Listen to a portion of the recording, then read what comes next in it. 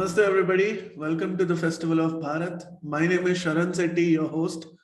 In today's long form talk, we have Sahana Singh ji.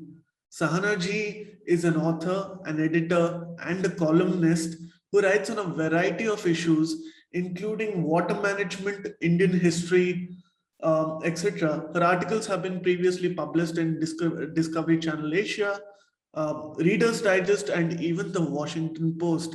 She is also a part of many socio-cultural organizations, non-profit organizations that relate to history, culture, and the cause of helping Hindu refugees.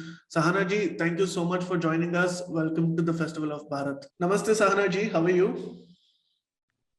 Namaste. I'm fine. Thank you for inviting me. Absolutely. It's always a pleasure to have you on the Festival of Bharat. And how's the pandemic in America? Because America is going through a lot and you're based out of Houston. So you must be witnessing a lot of events right now.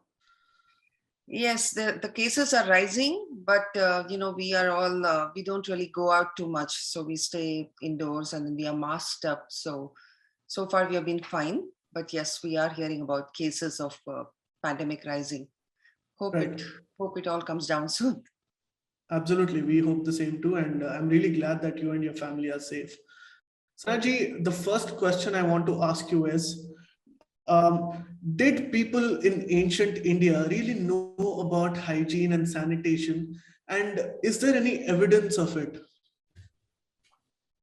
Yes, in fact, the people of India were one of the first people to make the deduction between hygiene and disease, the absence of hygiene and how that leads to disease. They were one of the first people to deduce that, and that's because they had the concept of shaucha, which is a very broad term, which includes external hygiene as well as internal purity. So we had this concept of shaucha. So it meant like bathing, washing hands and feet, all these terms, and it included sexual hygiene as well. That's another amazing thing, and they totally understood the concept of isolating the disease-causing things in our life, disease-causing excreta and other substances, isolating them from contact. That was very well understood. And under no circumstances were human waste or blood or hazardous substances were to be allowed to contaminate water sources. So this was all there. And so you were asking me for evidence. There's plenty of evidence that this kind of awareness existed in ancient India. Because to just give you a few examples, if we look at our ancient texts, then we have Charaka Samhita. Charaka Samhita, which according to some scholars can be dated to 4th century before the Common Era, but actually Indic scholars think it's much older. It might be as old as 5,000 years old, Mm-hmm. And Charaka Samhita speaks about various kinds of water pollution, how it leads to doshas in the water, how you should avoid drinking water which is contaminated. So you see, it has the connection between lack of cleanliness and the causation of disease. Then Sushruta Samhita, that also shows a clear knowledge about how drinking polluted water can cause various diseases. In fact, both these Samhitas, they also make reference to a certain invisible organisms which might be present in the blood or mucus or phlegm that could be causing disease. So perhaps they were talking about viruses and bacteria. Right. And I want to tell you about Mahabharata. In Mahabharata, there are clear references to, how you have to preserve the sanctity of water. So there is the scene when Arjuna makes a vow to destroy Jayadratha. When Jayadratha kills his son Abhimanyu, then he's in a rage and he wants to destroy him.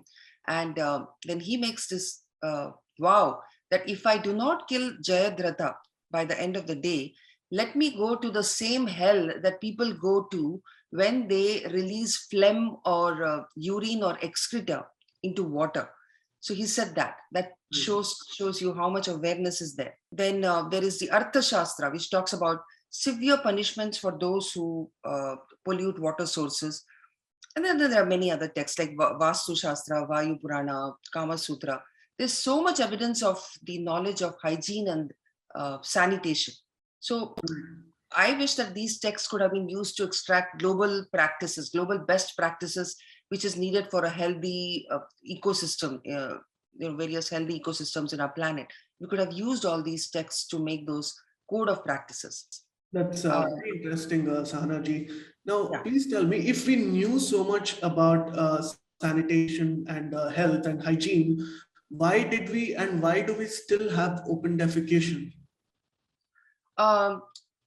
Actually, Sharan, I just wanted to tell you a little bit more about what's in our text. Can I go on a little bit more? Sure, please do, please do. Yeah. No, I wanted to tell you about Manu Smriti. Manu Smriti is a very reviled text and we associate it with all negative things about Hinduism. But Manu Smriti has devoted so many verses to disallow the pollution of rivers, water bodies, plowed lands, even the holes inhabited by creatures, even how to keep that clean. That has been mentioned in Manu Smriti.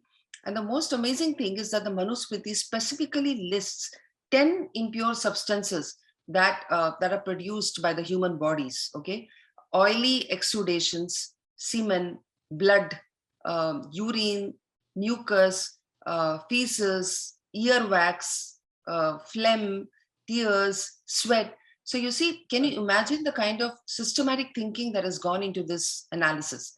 And we are talking about a very ancient period in history. And it's indicating that if you touch earwax or excreta, any of these things, and you have to immediately go and wash your hands. You can't use the same hands to clean to have your food. So it's very ironical that today international organizations are coming to organize hand washing programs in India. So it shows how disconnected we are from our Shastras. Please remember to subscribe to us and switch on the notifications for this channel. For our other social media links, more content, and to support our work, please visit citti.net. Dhanyavad. Namaskar.